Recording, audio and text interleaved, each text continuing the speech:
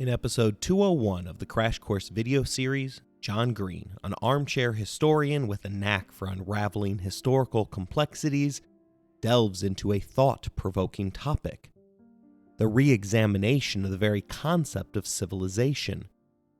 Green challenges prevailing notions surrounding barbarians and aims to reshape our perspectives. Instead of portraying them as merely underdeveloped, waiting for the guidance of more advanced societies, he prompts us to reconsider the lens through which we view these groups.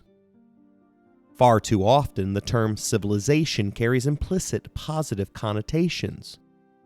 We associate it with communities banding together, forming the bedrock of what we consider the civilized world. These settlements not only foster a surplus of individuals, but also gives rise to job specialization, paving the way for the myriad advancements that enrich our lives today. On the flip side, Crash Course attempts to challenge the ingrained stereotypes of the barbarians. Green characterizes them as adherents to ancient nomadic societies, maintaining a lifestyle often dismissed as primitive. Language, as Green cleverly points out, reveals our bias. The very terms associated with barbarians, savage, beast, ignoramus, and troglodyte, highlight the deep-seated preference for being aligned with the concept of civilization. The term civilization has roots that can be traced back to both French and Latin.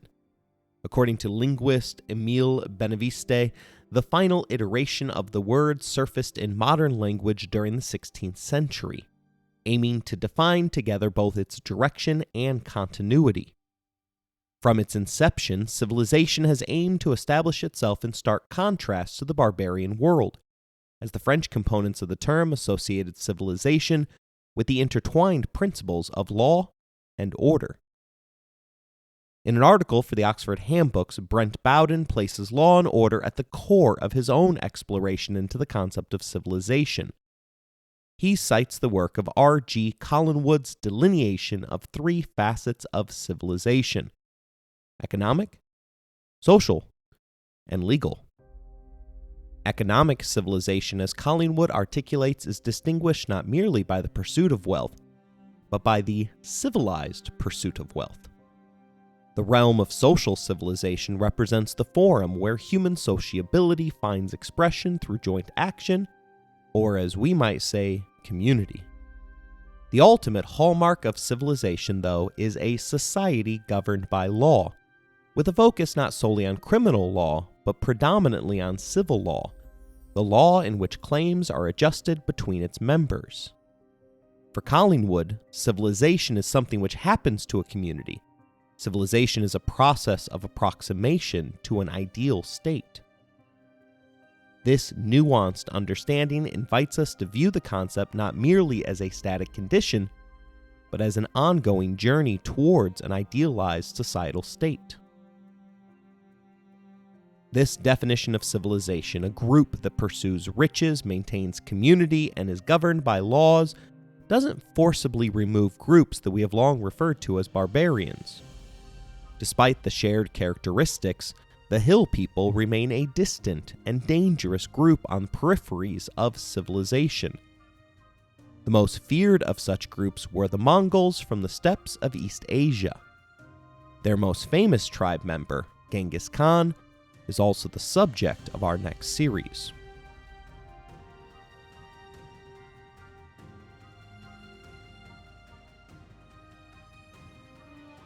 You're listening to Empires, Anarchy, and Other Notable Moments, a podcast designed for deep dives that assist in the teaching of history. This series focuses upon Mongolia's most notorious conqueror, Genghis Khan. Episode number 1, The Birth of a Tyrant.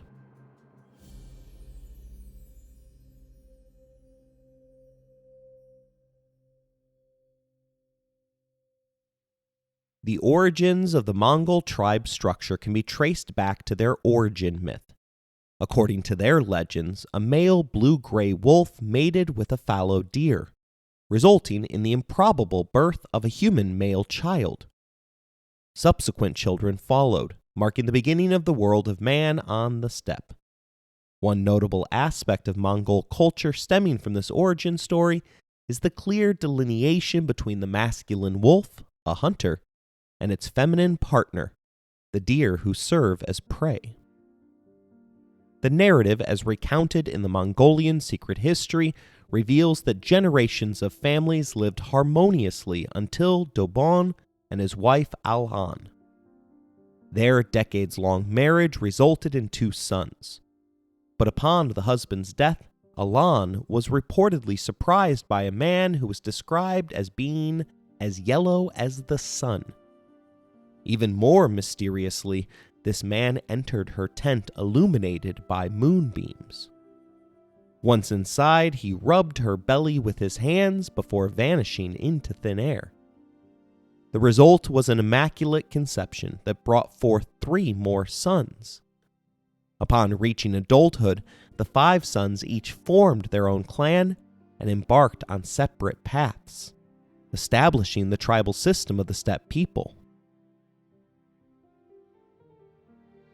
The vast steppe endows its nomadic inhabitants with formidable powers that have historically instilled fear in empires upon the arrival of the steppe people. Spanning a geographical region where one can experience all 4 seasons within a single day, this environment ensures its residents are adept at navigating diverse climates and flexible in adapting to changing weather conditions. Mongolia, characterized by low humidity, rarely witnesses clouds, granting the nation 500 more hours of summer sunshine compared to my home state of Indiana. The steppe's climate shapes individuals to conform to it, rather than the reverse. This forms one of the initial distinctions between the so-called barbarian tribes and their civilized counterparts, as civilizations tend to mold the surrounding world to meet their needs, exemplified by major population centers in the arid southwest of the U.S., as well as New Orleans, which is strategically situated below sea level. The civilized, when presented with valuable resources, find ingenious ways to access them. The steppe, however, poses challenges for agriculturalists, leading to the complete absence of major cities. The surplus populations and civilizations are often directly tied to agriculture, a dependency not found on the steppe. Scarce moisture quickly evaporates due to solar radiation, hindering the abundant growth of grass. Consequently, nomadic tribes in the region relying on livestock such as goats, sheep, yaks, camels, and oxen must cover vast distances to feed their animals. Pigs, requiring closer proximity, are therefore ruled out. The constant, extensive journeys are only made possible by the most prized possession of all steppe tribesmen, the horse. This connection between the nomadic lifestyle and horsemanship grants the steppe culture its superpower.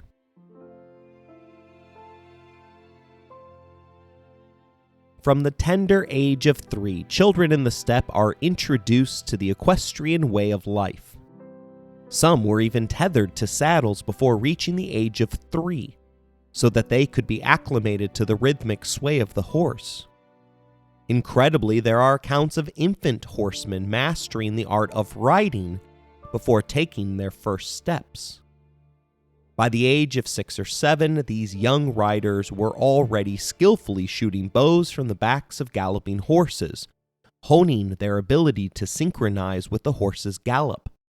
They learned to release arrows only when all 4 hooves were simultaneously off the ground, showcasing a level of precision that allowed any proficient Mongol to hit a bird in flight at full speed.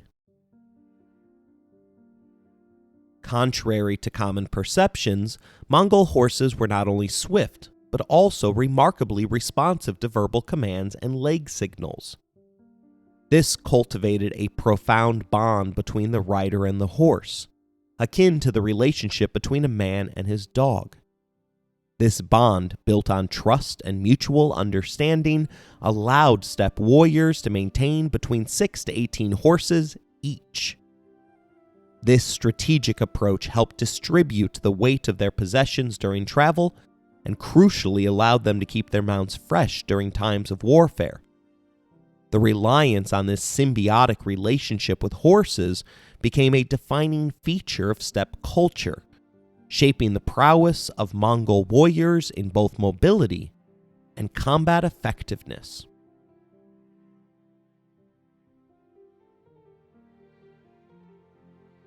Let's go back to that idea that the steppe changes those who live within it.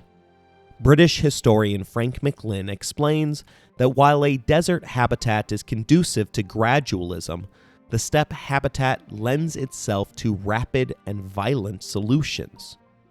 Nomadic pastoralism on the steppe tends to isolate people and breed mutual incomprehension, so that raiding becomes an intrinsic part of life.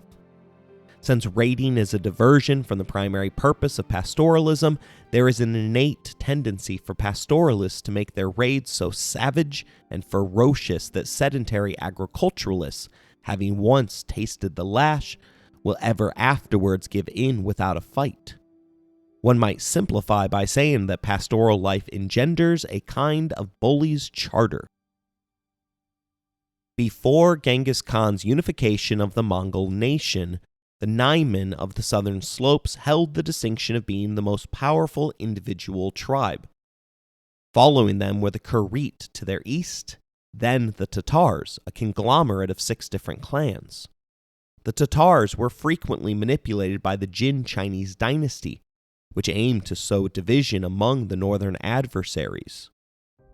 In practical terms, this manipulation often involved using the Tatars to perpetuate a constant state of civil war on the steppe. In return for their involvement, the Jin Chinese rewarded them with access to Chinese goods, a crucial commodity on the steppe since the nomadic Mongols did not produce their own industrialized goods or textiles. Temujin, the man later known as Genghis Khan, belonged to the Kamag clan, a small yet fiercely proud tribe. His father, Yasugi, was a man known for starting more fights than he finished. A notorious womanizer, Yasugi even left in the middle of a war with the larger Kurit clan to initiate a conflict with the even more powerful Merkit clan. This turbulent backdrop set the stage for the rise of Genghis Khan and the transformative events that would reshape the course of Mongol history.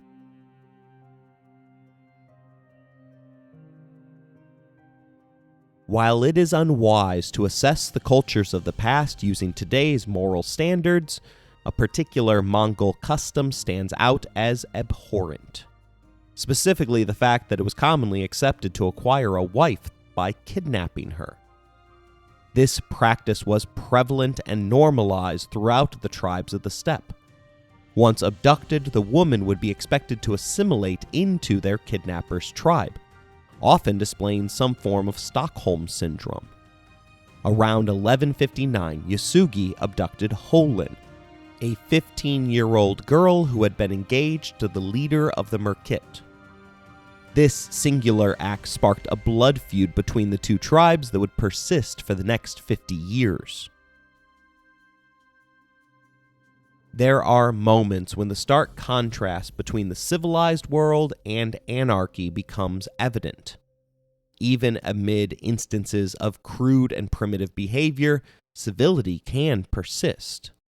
In the case of Hoelun, her betrothed from the Merkit clan chose not to put up a futile fight on her behalf. Outnumbered 5-1, she persuaded her fiancé by saying, "If you but live, there will be maidens for you on every front and in every cart. You can find another woman to be your bride, and you can call her Hoelun in place of me." She then removed her shirt, handed it to her fiancé as a memento, and calmly awaited her fate with the man who would become her new life partner. This reprehensible act becomes even more condemnable when considering that Yasugi, the perpetrator of the abduction, already had a wife as well as a harem of women beneath his command. Hoelun was merely another prize he coveted from a distance, stripping away any romantic notions of love at first sight.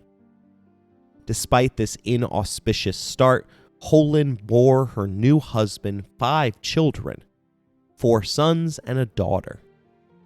Temujin, the couple's firstborn, whose name means blacksmith, had an unusual beginning to his story, as he was born clutching a blood clot, which was considered a sign of good fortune from Alhan the Fair, marking him as destined to become a great conqueror or leader.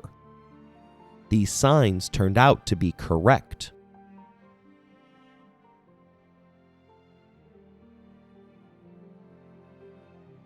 Two individuals play a critical role in understanding Genghis Khan's endeavor to unite the tribes. The first is Jamuka, his childhood best friend from the Jadaran clan. The Kamag, which represents the slang name for Mongol, meant black family, while Jamuka's tribe came to represent the white. The two young men had a historically close relationship, and at the age of 6, Jamuka became Temujin's Anda, a position akin to being a blood brother. However, nothing lasts forever on the steppe, and the two tribes amicably parted ways when Temujin was just 9 years old. Around the same time, another key figure entered the scene. Borte, of the Onregard clan, renowned for having the most beautiful Mongol women. Engaged to Temujin, Borte's dowry presented a challenge for Yasugi, who, although desiring the best for his son, could only afford to offer a single horse as a down payment. Promising more riches in exchange for the right to marry, Yasugi left Temujin to serve as a laborer with Borte's father. The debt was so significant that Temujin was to remain as a servant for 3 years, a common practice serving as a proving ground to be deemed worthy by one's father-in-law.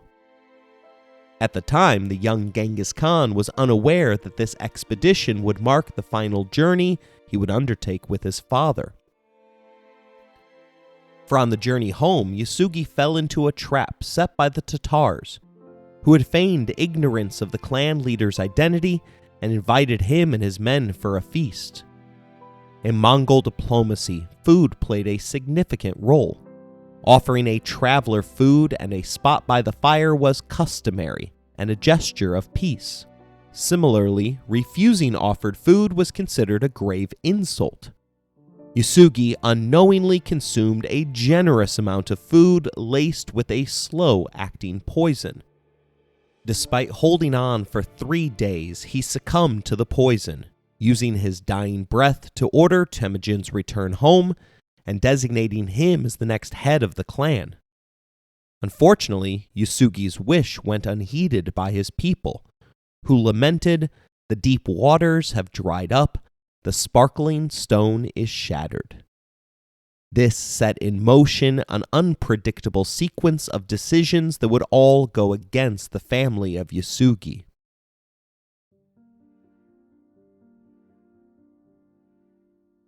In both civilized and barbaric worlds, absenteeism during election time can yield disastrous consequences. In this particular scenario, the tribe understandably harbored fears about having an unproven boy as their leader, especially while they were actively engaged in conflicts against the Merkit and the Karit.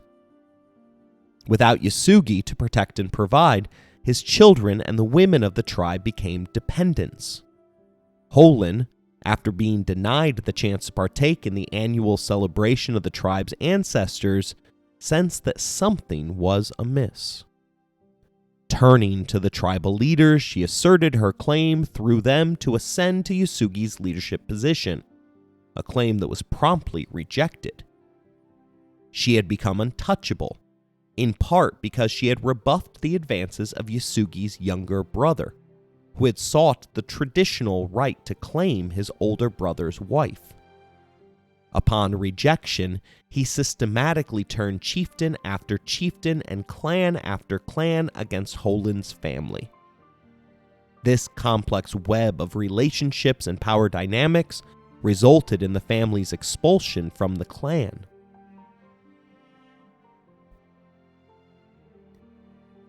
Being without a clan was considered a form of social death among the Mongols, perceived as even worse than death itself. The family, stripped of all possessions except for a half-dozen horses, found themselves compelled to scrape by on edible plants and the meat of small rodents. The conditions were dire, to the extent that Temujin would risk the small remnants of his family's honor over a mere fish. The struggle for survival in this state of social isolation illustrates the severe consequences and challenges associated with losing one's place within the complicated Mongol social structure. Before his father passed away, Temujin's two older half-brothers had become socially positioned beneath Hoelun's children, due to the unexplained disappearance of Yasugi's first wife. It is believed that she may have been unfaithful, leading to her fleeing, being abandoned, or perhaps executed. Her shame would have then been placed upon her children. In the absence of the tribal structure, however, the older brothers began to reassert their dominance. The incident involving the fish wasn't likely the first instance, but it would be the last time the power imbalance worked against the future Khan. Begtar, the eldest of the family, stole a fish caught by Temujin and his younger brother Kasar. The presence of a fish in the story is noteworthy, as Mongol herders typically avoided fishing, considering it beneath them and harboring strong superstitions about water associated with the feminine Earth Mother. The Mongols, often labeled as horse people, also refrained from bathing, contributing to a distinctive aroma from warriors spending the entire day in the saddle. Despite being perceived as superstitious, the Mongols' rationale for avoiding open water was more scientific than first assumed, as they feared lightning striking the water while they were in it. That's right, it was just a natural fear of lightning, rather than some crazy tribal superstition that prevented them from obtaining proper hygiene. Of course, you might laugh when you discover that they believed that the lightning came from dragons, who preferred to roam around during the warmer times. As for the Mongols' unique body odor, that was just part of the world of the Mongols, who would exchange sniffs in the same way that we would kiss a loved one. Upon learning of the discord among her sons, Hoelun gathered them together and recounted the tale of Alan the Fair, who after her husband's death bore several sons through the mystical light source. These sons were raised by Alan and one of her adopted sons, who subsequently played the dual role of father and husband. The implications of this story were immediately evident to the audience. Hoelun was not only aligning with her stepchildren in the matter of the fish, but she also seemed inclined to partner with Begtar in order to reinstate the customary fatherly role in the family. This proposition was vehemently rejected by Temujin, prompting him to set up an ambush. Waiting until Begtar was isolated and alone, Temujin stealthily approached from one side, while Kasar, the family's best archer, approached downwind. Rising together with bows raised, they confronted Begtar, who, facing immediate death, chose not to resist. He reportedly told his younger half-brother, "I am not the lash in your eye, the impediment in your mouth. Without me, you have no companion but your own shadow." Both brothers released their arrows, squarely hitting their stationary target. They then left Begtar to bleed out and die alone. Surprisingly, they spared their other half-brother, Belgotai. It remains unclear if this decision was guided by some sort of complex steppe code of justice or due to the older man's submissive nature. Nevertheless, it proved to be a wise choice, as Belgiotai became one of Temujin's most loyal followers, surviving well into his 90s. In Mongol culture, relationships held greater importance than clan affiliations, and killing a family member was one of the most taboo acts, regardless of the cause or insult. Upon discovering the premeditated murder, Hoelun erupted in anger, hurling a barrage of insults at her two sons. She compared them to dogs biting their afterbirth, panthers rushing over a cliff edge, angry lions, pythons with eyes bigger than their stomachs, and falcons chasing their own shadows. The Taichud, a powerful clan controlling the land where the family resided for the moment, swiftly moved in to arrest Temujin. Evading capture for 6 days, he survived on water alone. When finally apprehended, he was marched into camp and sentenced to imprisonment in a kangu, a form of East Asian punishment designed to humiliate the victim. Picture a human-sized cone of shame, a rectangular billboard with slots for the head and hands to remain trapped in place. The wooden contraption was large enough that the prisoner required assistance for basic functions, such as eating, drinking, and defecating.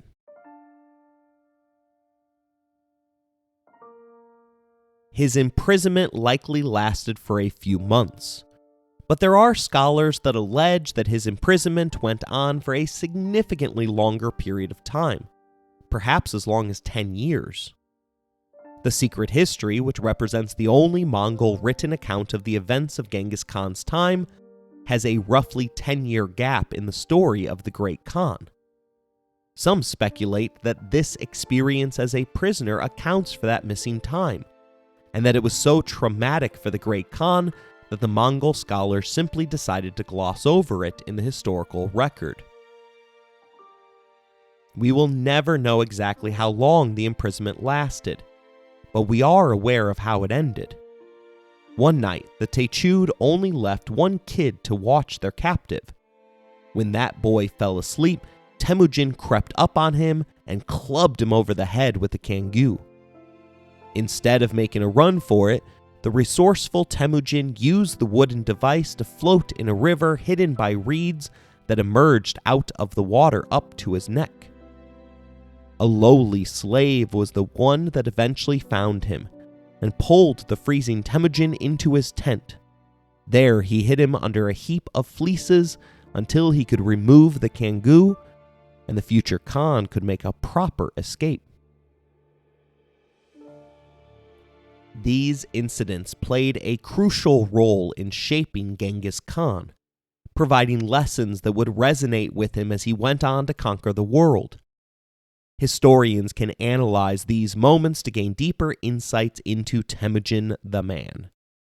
Firstly, we witness the inherent ruthlessness of the Khan. His half-brother, having crossed him too many times, paid the ultimate price, a fate that would befall millions more under Genghis Khan's rule. Secondly, we see the hardships imposed on him during his childhood. Despite being the son of a clan leader, a position akin to a prince in Mongol society, he endured the harshest aspects of life, including starvation and enslavement. Despite accumulating unimaginable riches later in life, Genghis Khan was known for not indulging in his own wealth, choosing to instead live a traditional Mongol life till the end. Thirdly, he recognized that family relationships were not the sole ones of significance. His clan had failed his family, as the loss of his father shouldn't have resulted in the exclusion of his children. Simultaneously, his family had failed him. His half-brother asserted dominance, and his mother sided against him in favor of Begtar. Conversely, a lowly, nameless slave had freed him. Despite lacking any family or prior clan relationship, this man risked his life for a stranger, a touching demonstration that relationships extended beyond familiar or clan ties.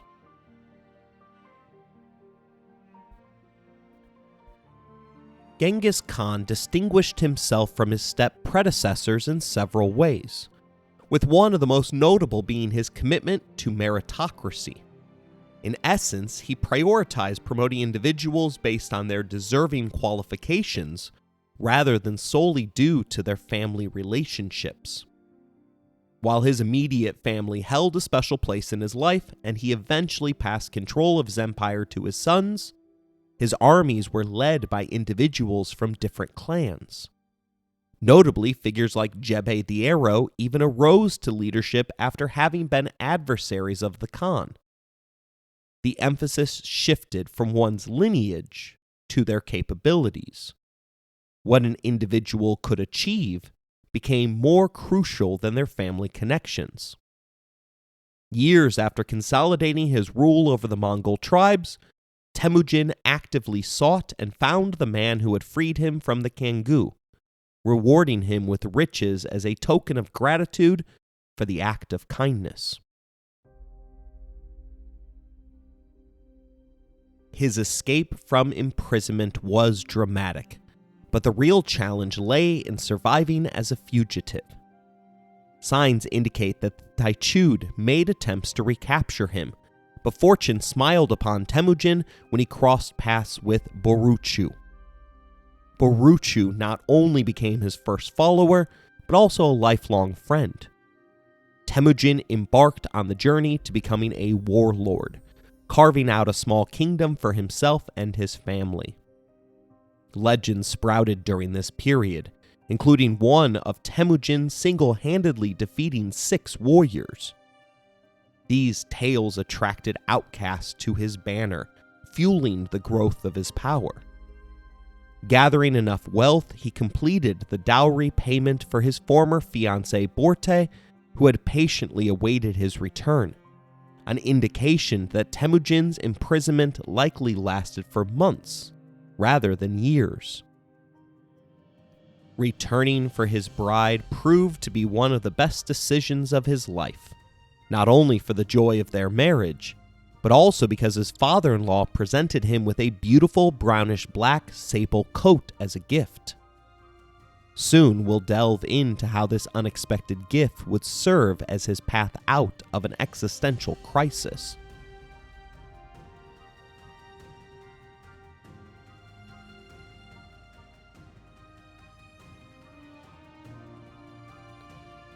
Navigating married life introduced new challenges for the young warlord. On one occasion, the Merkite, still seeking vengeance for Yasugi's taking of Hoelun, descended upon Temujin's small group with a massive raiding party of 300 men. Their camp was overrun, and in the chaotic escape, Temujin, his 4 brothers, and his mother managed to flee, inadvertently leaving Borte behind. The secret history doesn't mince words, noting simply that there was no horse for Borte. Besides the immediate concern for his kidnapped wife, the incident posed a direct threat to Temujin's future. In steppe culture, a warlord's reputation was paramount, and stories of him running away while leaving his wife as bait wouldn't bode well for recruitment. Temujin faced 2 pressing challenges regarding his next move. First, he lacked the manpower to take on the Merkite and avenge the loss of his wife. Second, time was of the essence, as Mongols customarily married and impregnated captive women quickly. Urgently needing allies, Temujin sought out Togril, his father's former Anda of the Kurit clan. Presenting the sable coat that he had received from his father-in-law as a gift, Temujin implied a willingness to be adopted by Togril.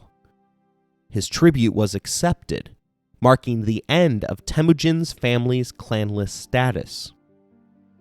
Better yet, Togril pledged to marshal all his resources for the campaign against the offending Merkite. Unbeknownst to Temujin at the time, one of these resources was another emerging warlord, Temujin's childhood blood brother, Jamuka.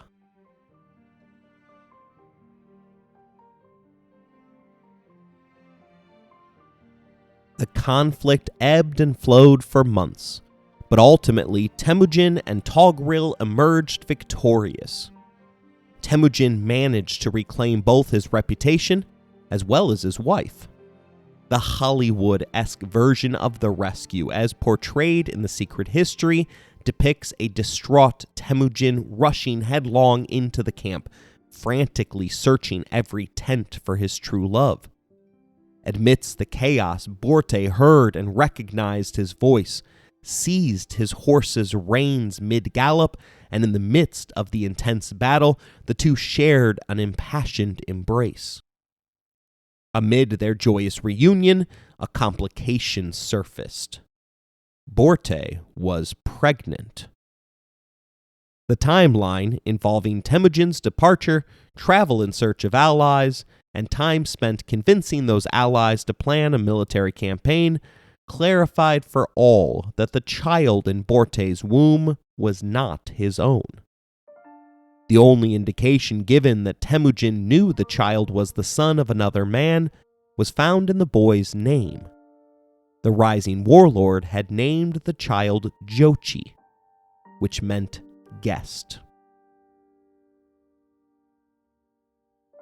Despite the joy of finding his wife alive, Temujin harbored intense rage towards his enemy. Demonstrating an unquenchable desire for that revenge, a hallmark of his rule, he purportedly sought out the identities of each of the original 300 raiders, executing them all and taking their wives and concubines into slavery. Seeking to prevent a reoccurrence of the previous year's events, during which his gang was swiftly overwhelmed by an actual clan, Temujin's small band of warriors aligned themselves with Jamuka's camp. The young leaders reaffirmed their Anda status in a public ceremony, proclaiming for all to hear, "Let us love one another and make two lives into one, never to forsake one another." They concluded the ceremony in the traditional steppe manner, sleeping apart from the others beneath a single blanket, reminiscent of true brothers who grew up sharing a single bed cover. For a year and a half, the relationship between the two warriors remained strong, but trouble loomed on the horizon. Temujin hadn't joined the clan in a conventional manner. In modern terms, he had cut the line. Emerging seemingly out of nowhere, he found a place that established himself on the top line, sharing power with the traditional chief. While initially content to follow Jamuka's leadership, having two alpha males in one camp inevitably presented a problem. Historian Jack Weatherford explains that under the kinship hierarchy crucial to the steppe peoples, each lineage was known as a bone. The closest lineages, those with whom no intermarriage was allowed, were known as white bones. More distant kin with whom intermarriage was allowed were the black-boned lineages. Weatherford continues, stating that Temujin and Jamuka were distant cousins, but of different bones because they traced their ancestry back to a single woman, albeit two different husbands. Jamuka descended from her first husband, a steppe herder, while Temujin descended from the forest hunter, known in their oral history as Bondachar the Fool. That man had kidnapped the woman after killing her husband. This meant that Temujin was of black bone and considered inferior compared to the ancestry of his blood brother. Over time, this distinction became more emphasized, driving a wedge between the two Andas.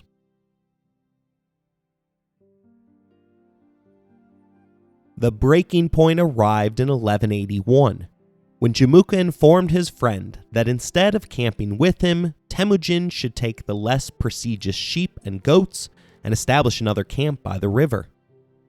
Although it might not seem significant, this was a clear insult that Borte was unwilling to tolerate.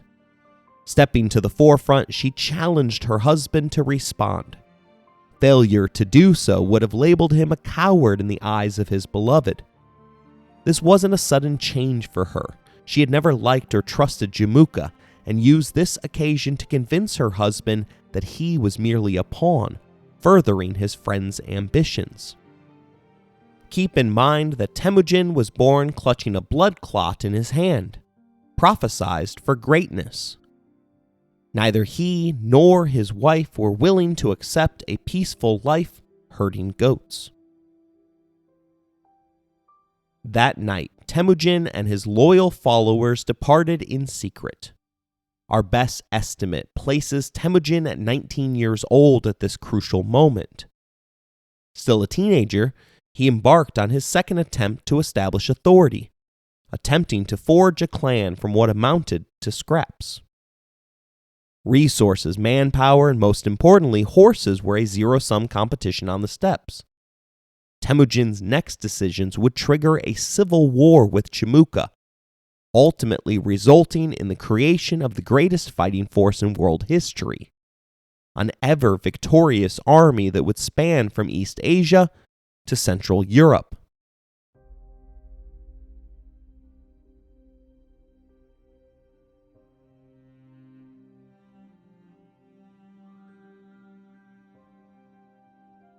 The leadership split resulted in a rupture among the region's tribes. Clan loyalties mattered, but the alliance system was ever fluid. Clans would join each other whenever they saw an opportunity to enrich their followers. One faction of tribal elders sought to create a new federation of clans with Jamuka as the designated leader. However, many younger warriors opposed this, and looked instead towards Temujin as the future of their peoples. He represented change, a type of character that armchair historian Dan Carlin calls a historical arsonist, someone who wanted to burn down everything to start afresh. Temujin took these young men who desired glory and put them through focused military training, transforming part-time soldiers into elite warriors. Only in his camp were men allowed to directly compete against each other, even to the point of drawing blood. This was a dramatic change and represented something against all superstitions of the Mongols, who believed that the enemy's spirit was carried via blood. He instituted other changes as well.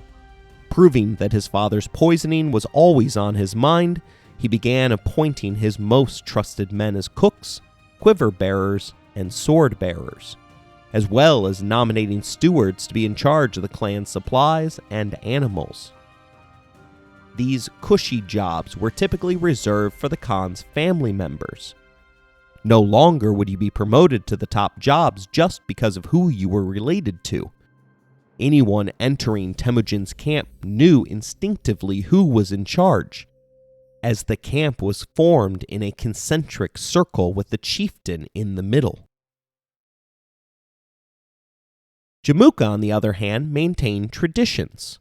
He refused to promote shepherds that showed merit to serve as his officers because they were deemed infra-dig, or beneath that status. The two opposing forces clashed frequently over the next decade. One of the largest battles occurred in 1186 after Jamuka's brother was killed attempting to steal horses. Credible reports suggest that Temujin's forces were outnumbered 3-1 and lost the day. Instead of finishing off his rival, however, Jamuka's men let the Mongols survive for another day and turned to looting before the battle was finished. This was another customary act of the steppe peoples. Raiding was as much an act of trade as it was of violence. Goods from China would slowly trickle northward, exchanged through a market that set prices via the force of arms. The southernmost tribes would raid China, before they in turn were raided by the tribes of the mid-latitudes. Finally, those clans would be attacked by their northern neighbors. For these reasons, the northern tribes were not only the furthest behind on the trends, but were also the most ruggedly violent of the bunch. In the mind of conservative Jamuka, pursuing your enemy presented another chance for your enemy to kill you. It also meant that all of the best loot would already be claimed by the time that you returned.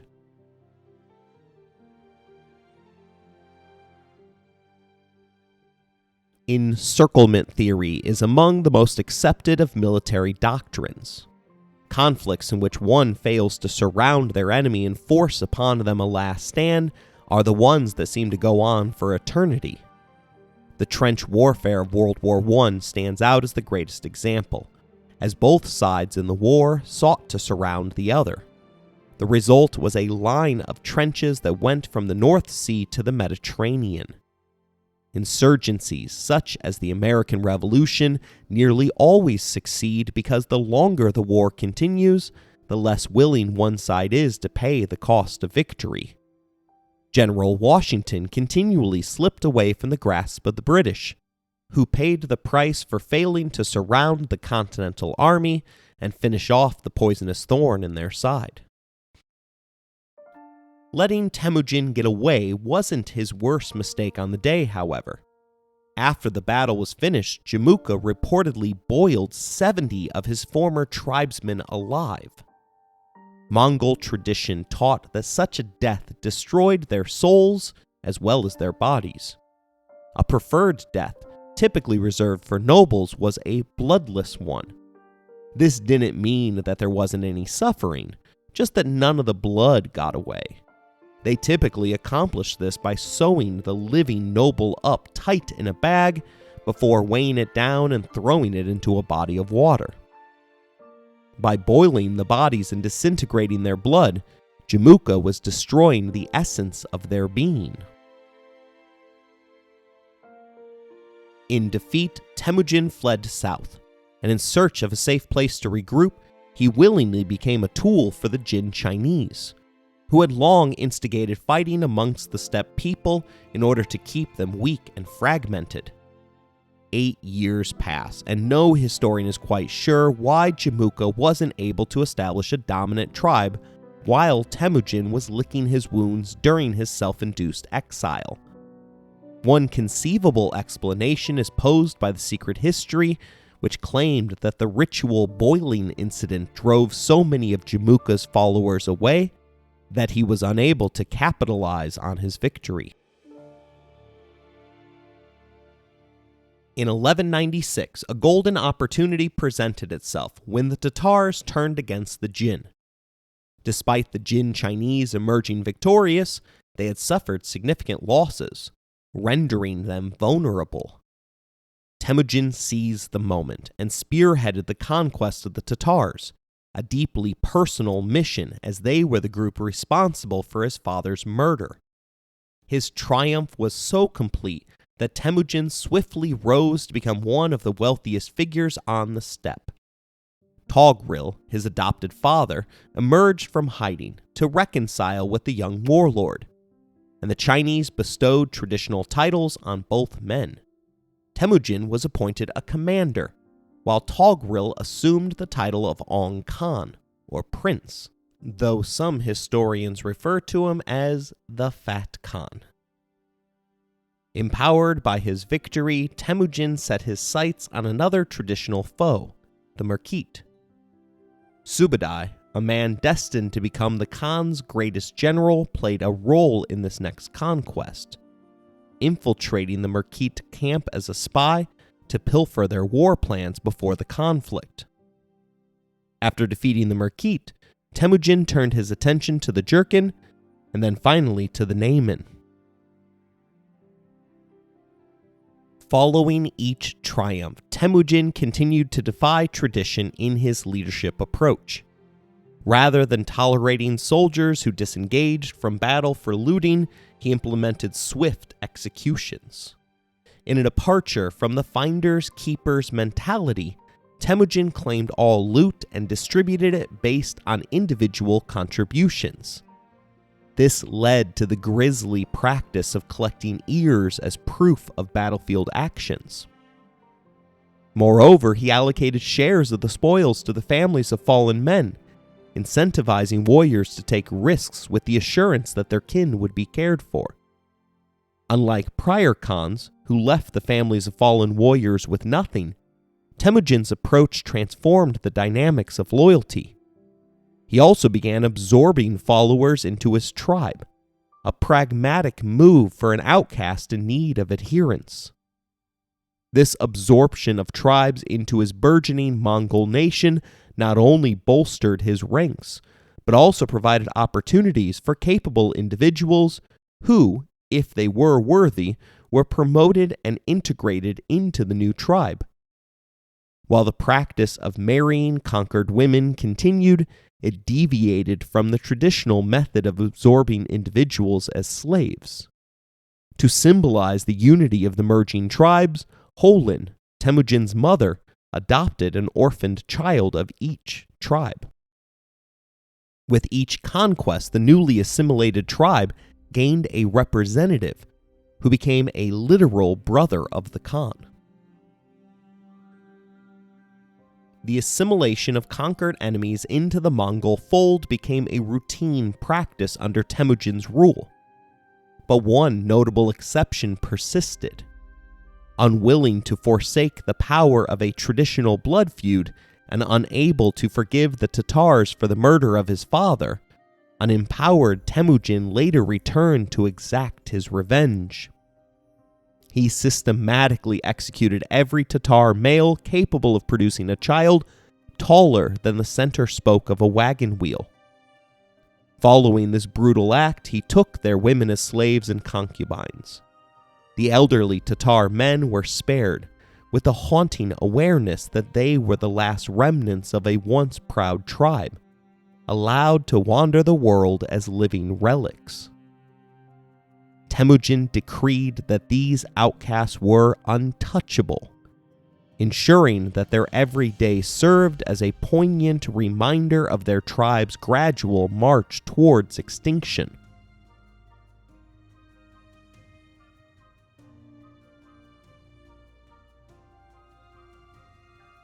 Around 1200, it became evident that Temujin was eyeing supreme power on the steppe, prompting traditional military counterbalancing. The remaining clans rallied behind Jamuka, whose conservative viewpoints aligned with theirs, proclaiming him Gur Khan, or supreme ruler. This assembly included representatives from 15 tribes, but more significantly, it harbored several of Temujin's spies.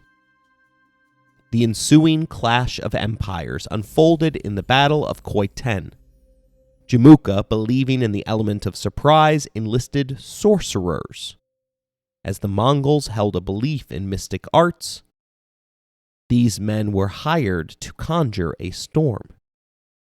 Professor Weatherford notes the steppe people were reluctant to engage in direct combat. Raiding was part of their way of life, intended to secure access to goods.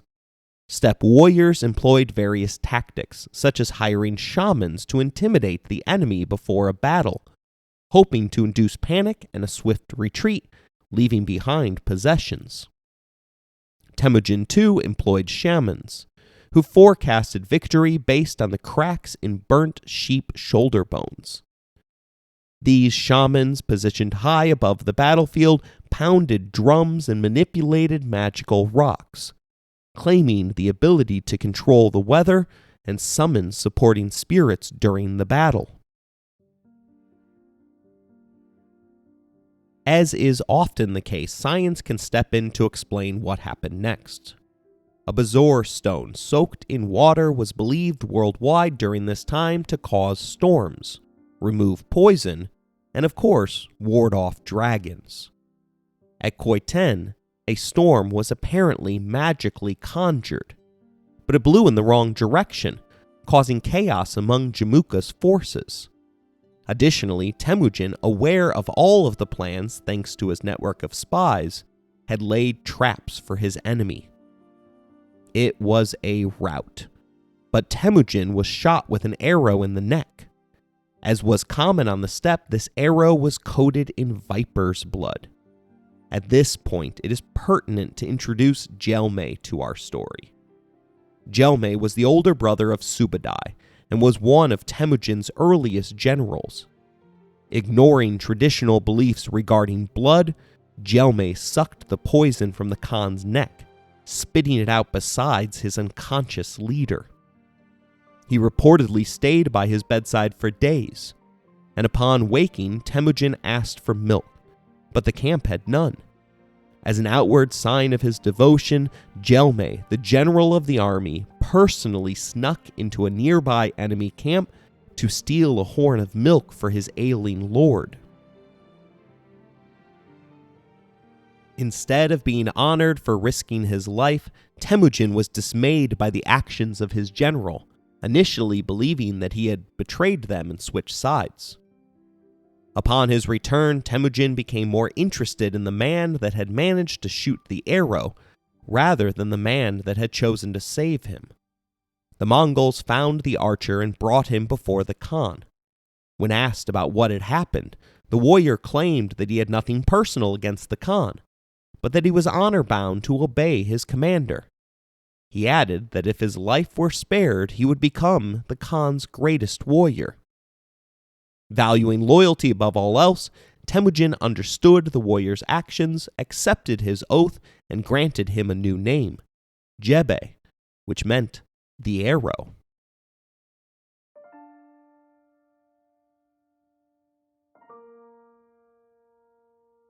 The War of the Andes continued for a few more years, and Temujin's success further cemented his alliance with Togrul.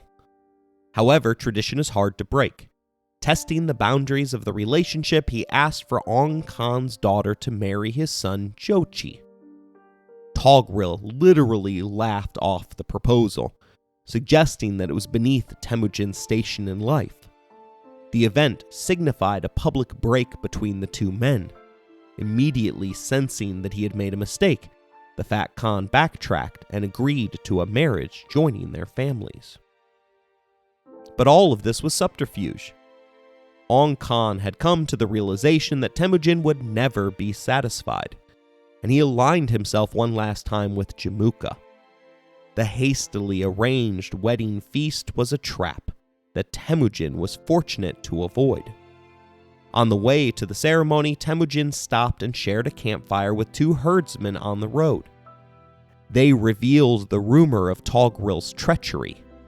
Wanting to witness the betrayal with his own eyes, Temujin arrived and inspected from a distance. Upon realizing that the herdsmen were correct, his men immediately separated, each running in different directions to throw off any pursuit. They met up at the shores of Lake Baljuna and ate a meal together, forming what became known as the Baljuna Covenant. 19 men from 9 different tribes were represented at this meal. Among them were several Christians, Buddhists, as well as 3 Muslims. Melting pots are closely associated with civilizations. In the 21st century, multiracial representative democracies have proliferated across the planet.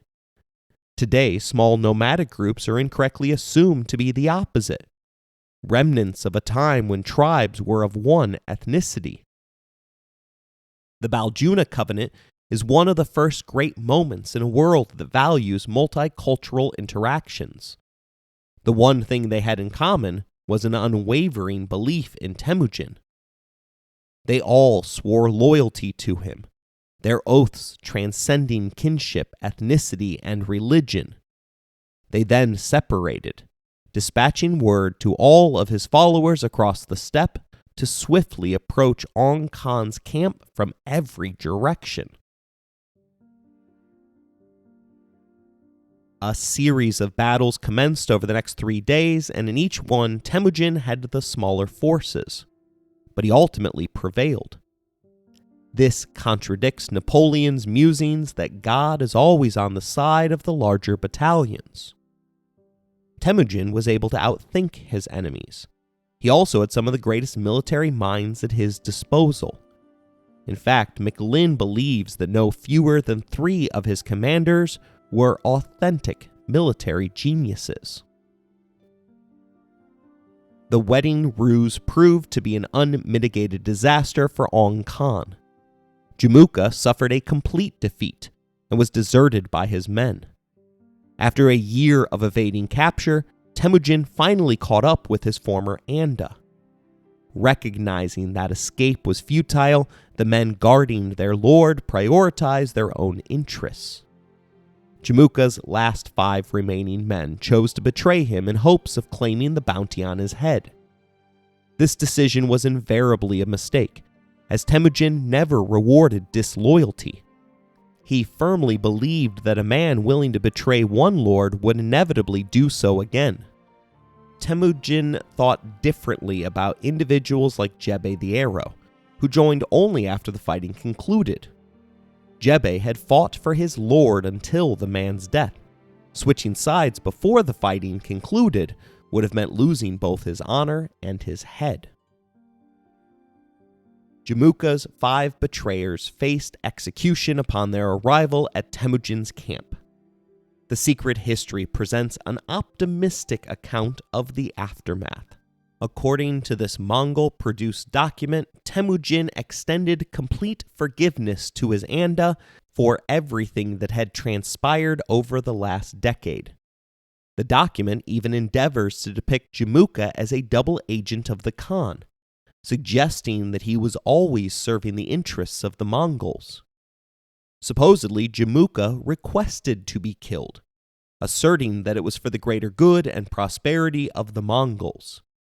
The document portrays Temujin as a compassionate protagonist, responding to his rival, "Let us be companions. Now that we are joined together once again, we should remind each other of things we have forgotten. Wake each other up from our sleep. Even when you went away and were apart from me, you were still my lucky, blessed, sworn brother. Surely in the days of killing and being killed, the pit of your stomach and your heart pained for me. Surely in the days of slaying and being slain, your breast and your heart pained for me." The historical record, however, makes it clear that Temujin no longer had a soft spot for the man to whom he had once pledged eternal loyalty to. Even Professor Weatherford, who possesses a clear revisionist view of these events, is skeptical of the flowery prose contained in the secret history, which claims that Jamuka offered himself up to death by stating, "Now when the world is ready for you, what use is there in my becoming a companion to you? On the contrary, sworn brother, in the black night I would haunt your dreams. In the bright day I would trouble your heart. I would be the louse in your collar. I would become the splinter in your door panel." Despite all of this flowery prose, Jamuka suffered in the end. Instead of giving him a traditional, honorable, bloodless death, Temujin handed him over to his nephew, who led him out of Temujin's sight and hacked the man to pieces. His body and soul were mutilated upon the orders of the black-boned goat herder that he had once shared a blanket with beneath the stars. Much like when Brutus was finally killed by Julius Caesar, the world changed with the death of Jamuka. The historical arsonist had emerged victorious. Fires had been set that would alter the course of history. The old ways were dismantled and no one would rise again to defend them. Temujin now controlled a landmass roughly the size of Western Europe, with a population of 1 million people under his sway. He would soon prove that it wasn't just civilizations that knew how to conquer. 1 year later, Temujin presided over a Kuretai, or meeting of all tribal nobles. There they conferred upon him the title of Genghis Khan, ruler of the new united Mongol nation.